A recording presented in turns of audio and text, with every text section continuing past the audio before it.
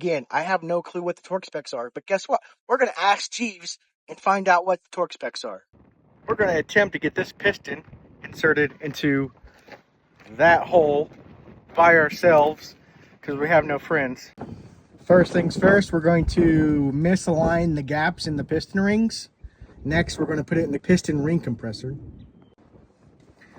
We got the piston ring compressor on, and we're going to shove it into that hole. I've had this piston ring compressor since I was like 8 years old. All right, I got it from my grandpa, and I've used it ever since. So.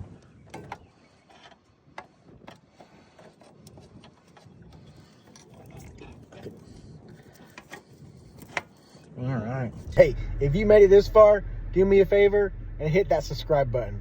Appreciate it. We're gonna knock it in there.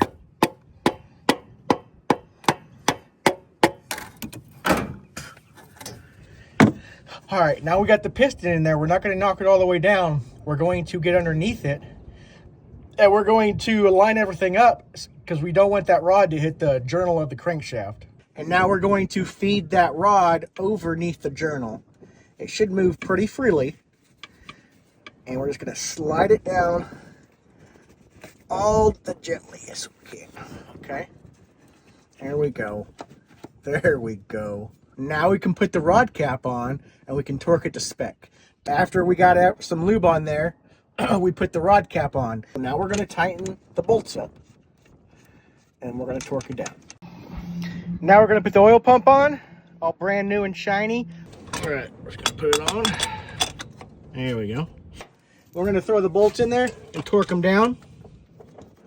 Again, I have no clue what the torque specs are, but guess what? We're gonna ask Jeeves and find out what the torque specs are. Ask Jeeves told us that torque spec was 18 foot-pounds.